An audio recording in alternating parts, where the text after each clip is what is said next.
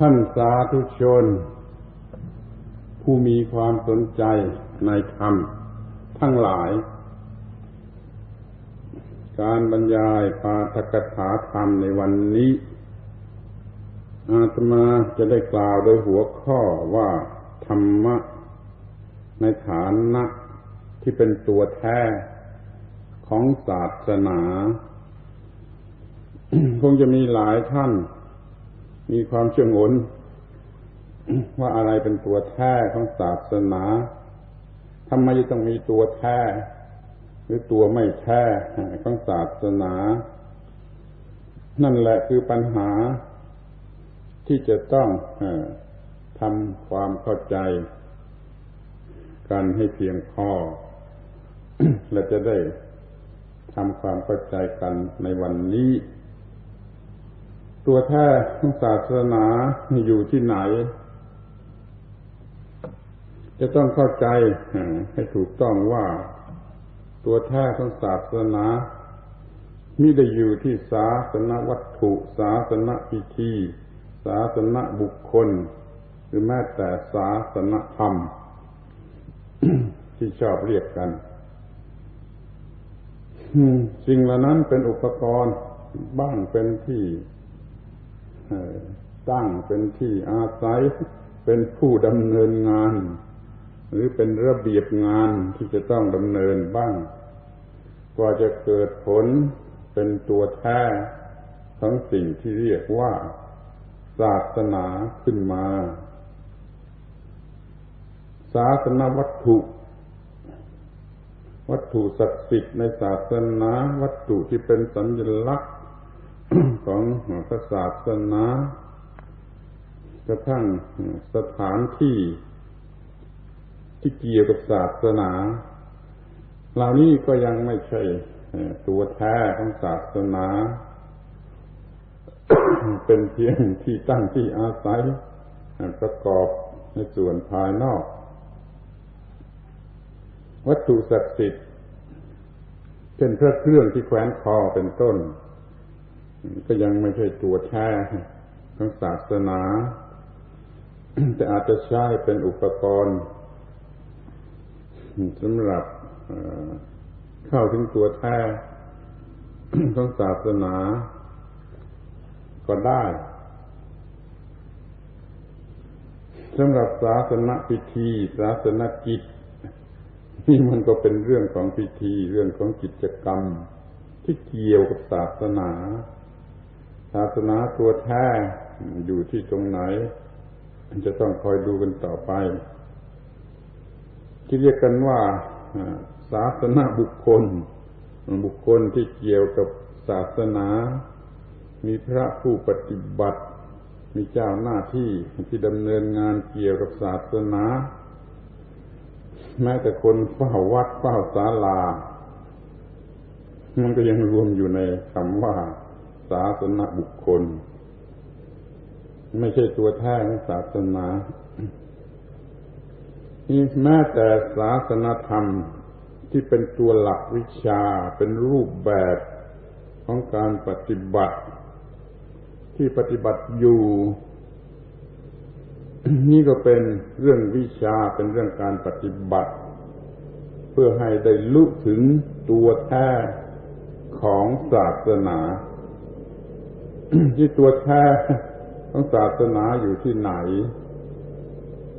จะเอาอะไรเป็นหัวใจของศาสนาหรือเป็นจุดศูนย์กลางนิวเคลียสของตัวสิ่งที่เรียกว่าศาสนาจำเป็นจะต้องดูให้ลึกเข้าไปเป็นชั้นๆเพื่อให้เข้าถึงหัวใจหรือตัวแท้ของศาสนา อาตมาอยากจะกล่าวบทนิยามให้เป็นที่ทราบกันเสียก่อนว่าตัวความถูกต้องที่มีอยู่ในความเปลี่ยนแปลงของชีวิตที่ประพฤติปฏิบัติศาสนา ทุกขั้นทุกตอนแห่งวิวัฒนาการของมันโปรดสังเกตว่าอาตมาระบุไปยังตัวความถูกต้องที่มีอยู่ที่ความเปลี่ยนแปลงอันเกิดขึ้นแก่ชีวิตซึ่งได้ประพฤติปฏิบัติศาสนาและมีความถูกต้องอันสืบเนื่องกันไปทุกขั้นทุกตอนแห่งวิวัฒนาการ ทีนี้ปัญหาก็จะเกิดขึ้นมาว่าอะไรคือความถูกต้องความถูกต้องในที่นี้ถือตามหลักของศาสนาหรือพระพุทธศาสนาโดยตรงไม่ใช่ความถูกต้องตามหลักปรัชญาหรือหลักตรรกวิทยาซึ่งฝากไว้กับเหตุผลแห่งการวิพากษ์วิจารณ์เดี๋ยวนี้เราจะเอาตัวความถูกต้องที่ปรากฏอยู่แก่ชีวิตจิตใจที่มีการประพฤติปฏิบัติศาสนามาเป็นอย่างดีแล้วจำเป็นจะต้องขอทบทวนความเข้าใจเกี่ยวกับคำว่าธรรมหรือธรรมะอีกครั้งหนึ่งเพราะว่าตัวความถูกต้องนี้เป็นตัวธรรมะซึ่งมีความหมายอยู่ถึง4ประการธรรมะคือตัวธรรมชาติธรรมะคือตัวกฎของธรรมชาติธรรมะคือหน้าที่ตามกฎของธรรมชาติธรรมะคือตัวผลที่ได้รับจากการปฏิบัติหน้าที่ถูกต้องตามกฎของธรรมชาติเดี๋ยวนี้ก็เป็นที่ประจักษ์ชัดอยู่แล้วว่ามีการปฏิบัติหน้าที่ถูกต้องตามกฎของธรรมชาติ ก็เกิดธรรมะในความหมายที่4คือผลแห่งการปฏิบัติหน้าที่ ในที่นี้หมายถึงความถูกต้องที่ได้เกิดขึ้นมาจากการปฏิบัติหน้าที่ความถูกต้องนั้นปรากฏอยู่ในความเปลี่ยนแปลงของชีวิต ที่เคยโง่เคยหลงเคยเลวเคยระทมทุกข์ต่างๆมาเปลี่ยนแปลง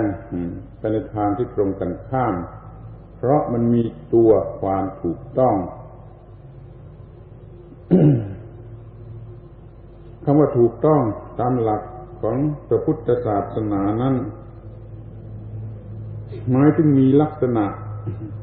ที่ไม่ทำให้เกิดปัญหาแก่ตัวเองและแก่ผู้อื่นถูกต้องต่อการที่จะไม่ทำให้เกิดความทุกข์ขึ้นมาทั้งแก่ตัวเองและแก่ผู้อื่น เมื่อมีการพิสูจน์ความมีประโยชน์ทั้งอย่างนี้แล้วก็เรียกว่าความถูกต้องตามหลักของพระพุทธศาสนาไม่ต้องใช้หลักปรัชญาหลักตรรกวิทยาใดๆทั้งสิ้น ถ้ามันไม่เกิดความทุกข์ขึ้นแก่ตัวผู้นั้นและไม่ให้เกิดความทุกข์ขึ้นแก่ผู้อื่นที่เนื่องกันแล้วก็เรียกว่าความถูกต้อง ถูกต้องตามหลักมัชฌิมาปฏิปทาซึ่งเป็นหลักใหญ่ของพระพุทธศาสนาไม่มากไม่เกินไม่เอียงไปในทางกามสุขันลิกานุโยคไม่เอียงไปทางอัตตกิลมัฏฐานุโยคคือไม่เปียกแฉะแล้วก็ไม่ม่ายเกรียมนี่คือความหมายของมัชฌิมาปฏิปทาคือถูกต้องตามกฎของปฏิจจสมุปบาท ซึ่งหมายถึงการขจัดจะได้หรือป้องกันไว้ได้ซึ่งกระแสแห่งปฏิจจสมุปบาทที่จะทำให้เกิดทุกข์จึงเกิดทุกข์ไม่ได้แก่ตัวผู้นั้นแล้วก็ไม่เป็นเหตุให้เกิดทุกข์แก่บุคคลอื่นได้นี่เราเรียกว่าความถูกต้อง ความถูกต้องชนิดนี้เป็นที่ยอมรับ ของผู้มีปัญญาหรือวินยูชนคือมีความรู้อันแท้จริง ยกเว้นอันธพาลซึ่งเขามีความถูกต้องเป็นอย่างอื่นความถูกต้องในที่นี้ของบัณฑิตของวินยูชนของผู้มีปัญญานี่คือบทนิยามสำหรับความถูกต้องเป็นหลักของพระพุทธศาสนา เดี๋ยวนี้เรามีความถูกต้องชนิดนี้อยู่ที่ตัวชีวิตของผู้ประพฤติปฏิบัติซึ่งมีความเปลี่ยนแปลงจากบุตุชนคนไม่รู้มาเป็นอริยชนคนที่รู้และมีความประเสริฐในตัวความเปลี่ยนแปลงนั้น ต้องมีความถูกต้องถ้าไม่มีความถูกต้อง มันก็ยังไม่เปลี่ยนแปลงจากความผิดพลาดหรือมันเปลี่ยนแปลงไปในทางที่ไม่มีประโยชน์อะไรมันต้องมีความถูกต้องอยู่ในตัวการเปลี่ยนแปลงการเปลี่ยนแปลงจึงเป็นไปในทางที่จะมีประโยชน์ แต่พูดตรงๆก็ว่าคนนั่นมันเปลี่ยนแปลงชีวิตจิตใจนั่นมันเปลี่ยนแปลงในตัวความเปลี่ยนแปลงมีความถูกต้องของธรรมที่เป็นผลของการปฏิบัติหน้าที่ถูกต้องตามกฎเกณฑ์ของธรรมชาติถ้าจะหาความถูกต้องก็ต้องหาที่ชีวิตจิตใจจึงมีความเปลี่ยนแปลงไปอย่างถูกต้องความถูกต้องนี้ต้องมีทุกขั้นตอนแห่งวิวัฒนาการหมายความว่าเกิดมาเป็นเด็กแล้วก็เป็นวัยรุ่นแล้วก็เป็นหนุ่มสาวแล้วก็เป็นพ่อบ้านแม่เรือนเป็นคนเฒ่าคนแก่กระทั่งจะ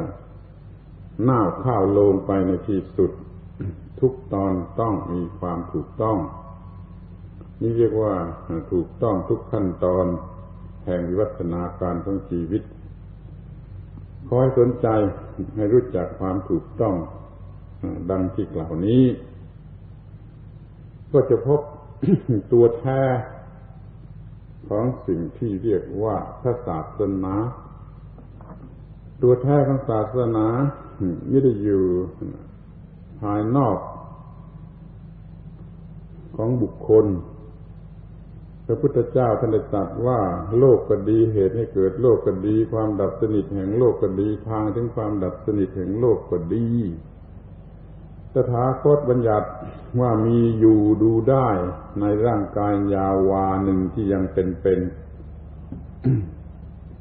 มันต้องเป็นชีวิตที่กำลังเป็นมีความเป็นไปเปลี่ยนแปลงได้เพราะการปฏิบัติธรรมในตัวการเปลี่ยนแปลงนั้นต้องมีความถูกต้อง เมื่อพบตัวความถูกต้องนั้นแล้วก็จะพบตัวแท้ของศาสนาไม่ได้อยู่ที่ศาสนวัตถุไม่ได้อยู่ที่ศาสนพิธีไม่ได้อยู่ที่ศาสนบุคคลและไม่ได้อยู่ที่แม้แต่ศาสนธรรมที่เป็นเพียงหลักวิชาหรือระบอบการปฏิบัติที่กำลังปฏิบัติอยู่แต่ยังไม่ได้รับผลของการปฏิบัติตัวการปฏิบัติถ้ายังไม่ได้รับผลของการปฏิบัติก็ยังไม่ถึงตัวแท้หรือหัวใจของศาสนา ซึ่งหมายถึงแก่นของศาสนาอย่างที่สมเด็จพระบรมศาสดาท่านก็เคยตรัสเรียกเมื่อเราก็จะได้ดูกันต่อไป ที่นี่ก็จะขอร้องให้ตั้งข้อสังเกตมีวิธีการที่จะสังเกตว่าเมื่อไรเรามีตัวแท้แห่งศาสนาหรือว่าเราจะประเมินผลกันได้อย่างไรเรื่องทางจิตใจนี่มันประเมินผลไปโดยวิธีอื่น ไม่ใช่ประเมินผลอย่างเดียวกับเรื่องทางวัตถุแต่ก็มีทางที่จะประเมินผลได้โดยบุคคลนั่นเองเป็นผู้ประเมินเขาประเมินจากความรู้สึกที่รู้สึกอยู่ในภายใน ผลที่จะประเมินได้เพื่อเป็นที่สังเกตเมื่อมีตัวแท้แห่งศาสนานั้นอาตมาอยากจะจำกัดความให้สั้นที่สุดให้ง่ายที่สุดสำหรับผู้ที่สนใจจะศึกษา ทางที่หนึ่งคือจิตเป็นอิสระนี่ผลที่จะสังเกตกันก่อนสิ่งอื่นทั้งหมดก็คือจิตเป็นอิสระถ้าถัดมาก็คือเกิดในความรักผู้อื่นสำหรับจิตเป็นอิสระนั้นเดี๋ยวนี้จิตเป็นอิสระจากกิเลสคือไม่มีกิเลสกิเลสทำอะไรไม่ได้ปราศจากความทุกข์ไม่มีความทุกข์มันเกิดจากกิเลสหรือแม้ความทุกข์ที่เกิดอยู่ตามธรรมดาสามัญแม้จะเกิดอยู่ตามธรรมชาติก็ไม่ทำให้จิตใจนี้เป็นทุกข์ได้แม้แต่การเป็นอยู่ประจำวันก็ไม่มีนิวรณ์รบกวนจิตใจนี่เรียกว่าเป็นอิสระเป็นอิสระจากสิ่งที่กีดกันจิตไม่ให้มีสันติสุทธิหรือความสุขไม่จิตตกเป็นทาสของวัตถุปัจจัยใดๆไม่หลงไหลในสิ่งใดๆโดยเฉพาะอย่างยิ่งในเรื่องของส่วนเกินที่มนุษย์เป็นทาสกันอยู่ในบัดนี้กินเกินแต่งเนื้อแต่งตัวเกินบำรุงบำเรอเกินอะไรก็ล้วนแต่เกินอย่างนี้จิตเป็นอิสระจากสิ่งที่เรียกว่าส่วนเกินอีกทางหนึ่งเรียกว่าความรักผู้อื่นบางคนจะฉงนว่าทำไมไอ้ความรักผู้อื่นนี่มันยากเย็นอะไรนักหนาจึงต้องเอามาเป็นหัวใจของศาสนาและเอามาไหว้หลังจากที่จิตเป็นอิสระแล้วอาตมาอยากจะขอร้องให้ท่านทั้งหลายทุกท่านพิจารณาดู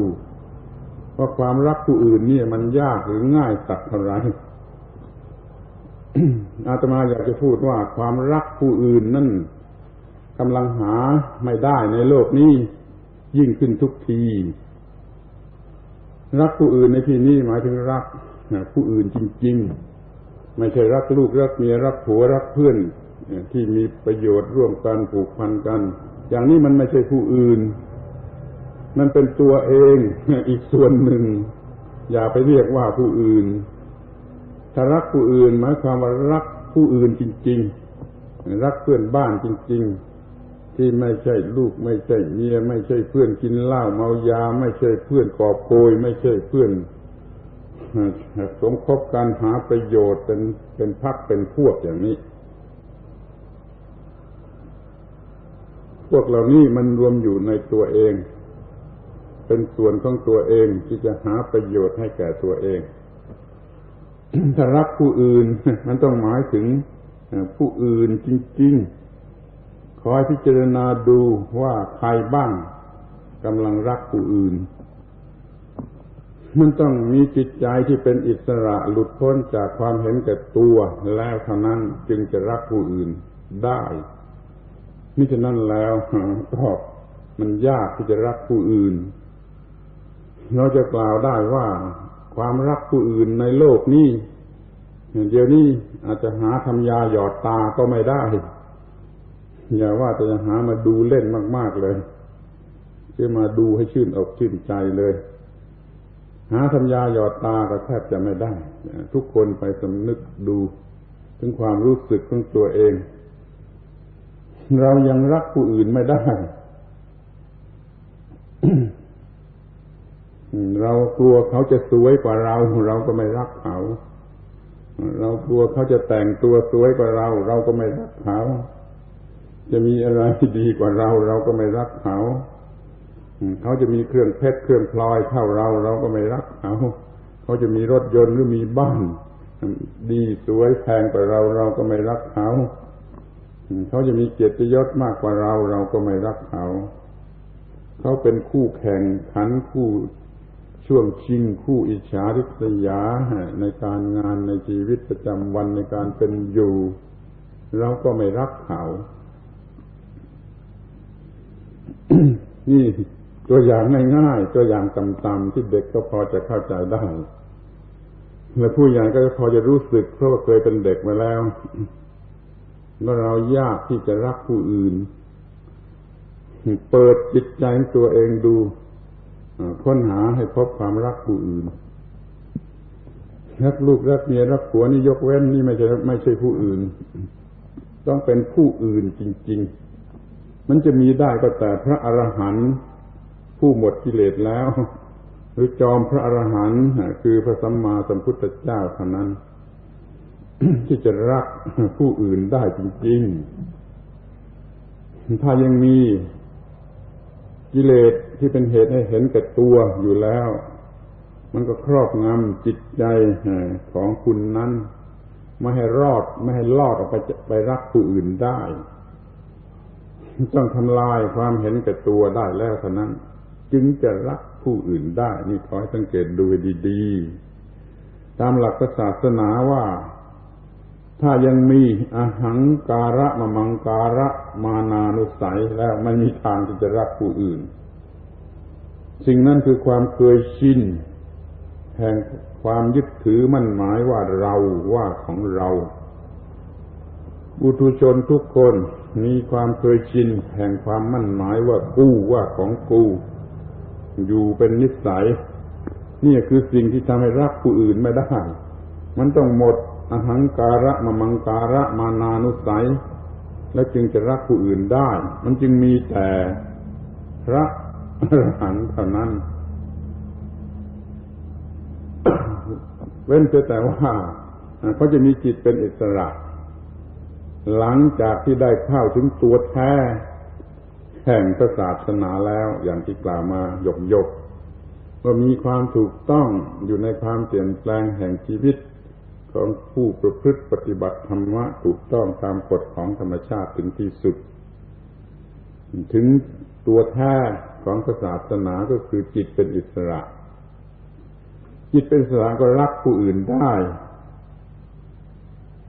ศาสนาทั้งหลายสอนเรื่องความรักผู้อื่น ศาสนาที่ไม่สอนความรักผู้อื่นไม่ใช่ศาสนา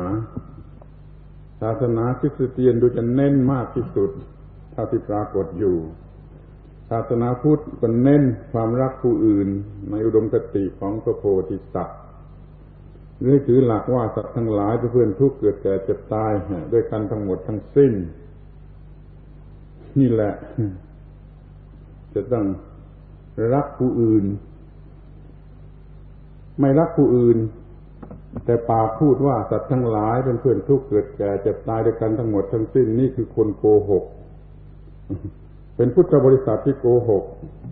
ปากว่าสัตว์ทั้งหลายเป็นเพื่อนทุกข์เกิดแก่เจ็บตายด้วยกันทั้งหมดทั้งสิ้นแต่ไม่รักผู้อื่นขอให้สนใจดูให้ดีเป็นพิเศษว่าความรักผู้อื่นนั้นเป็นหัวใจ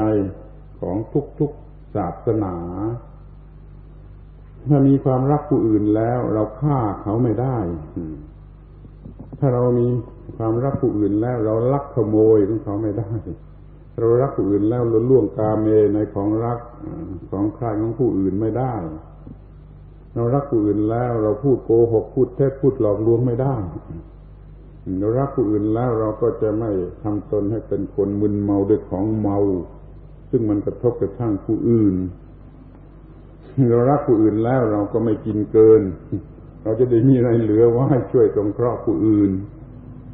ทำให้โลกนี้อยู่กันเป็นผาสุกนี่คือประโยชน์ของการรักผู้อื่นถือศีลเพียงข้อเดียวว่ารักผู้อื่นแล้วศีลทุกข้อก็จะสมบูรณ์ มันจะเป็นการถือศาสนาทีเดียวทุกศาสนาพุทธคริสต์อิสลามอะไรก็ตามทุกศาสนามีเน้นเรื่องรักผู้อื่นการถือศีลรักผู้อื่นข้อเดียวเป็นการถือศีลในทุกศาสนาเป็นศาสนิกที่ดีของทุกศาสนาพร้อมกันไปในตัวความรักผู้อื่นเพราะจิตเป็นอิสระนี่คือผลของการมีตัวแท้แห่งพระศาสนาก็ให้ดูให้เห็นว่าเรามีหรือไม่ธรรมะในฐานะเป็นตัวแท้แห่งศาสนาคือความถูกต้องตามหลักของพระธรรมที่มีอยู่ที่ความเปลี่ยนแปลงของชีวิตจิตใจที่กำลังประพฤติปฏิบัติธรรมะในศาสนานั้นๆอยู่ไปหาดูที่อื่นไม่ได้ต้องหาดูที่ตัวชีวิตจิตใจของตนในขณะที่มีการประพฤติปฏิบัติธรรมะอยู่อย่างถูกต้องแล้วก็มีความถูกต้องอยู่ที่ความเปลี่ยนแปลงจากบุตุชนคนโง่คนพาลมาเป็นอริยชนมาเป็นสัตตบุรุษกระทั่งถึงขั้นสูงสุดแห่งพระพุทธศาสนาคือความเป็นพระอรหันต์ ส่วนเรื่องศาสนวัตถุศาสนพิธีศาสนบุคคลนั่นไม่ใช่ตัวแท้แห่งศาสนาเป็นเครื่องรองรับเหมือนกับว่าต้นไม้ส่วนสำคัญที่ประเสริฐที่สุดก็คือแก่นพระพุทธเจ้าท่านตรัสอย่างนี้ว่าศาสนานี้มีวิมุตติเป็นแก่นนอกนั้นเป็นเพียง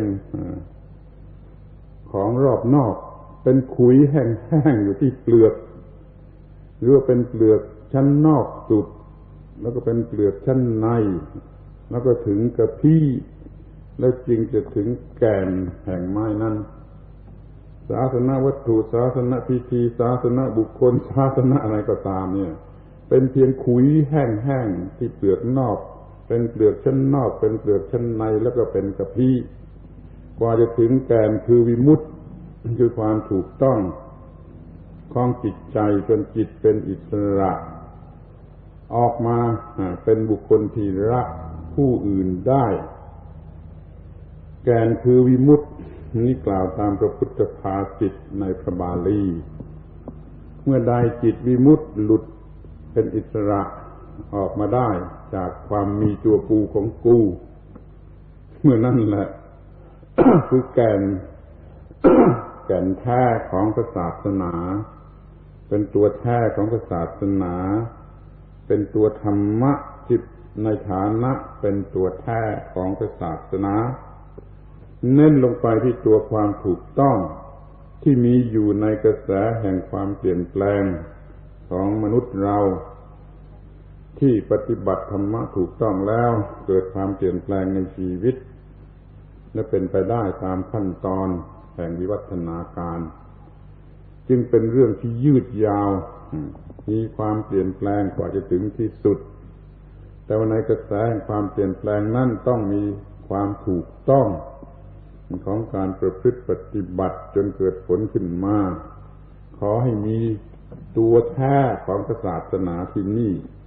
มีหัวใจมีแกนกลางของศาสนาปรากฏอยู่ในความรู้สึกของเราจงทุกๆคนเถิดก็จะไม่เสียทีที่ได้เกิดมาเป็นมนุษย์และพบพระพุทธศาสนาเวลาของปาฐกถาธรรมสิ้นสุดลงแล้วอาตมาขอยุติการบรรยายในวันนี้ไว้เพียงเท่านี้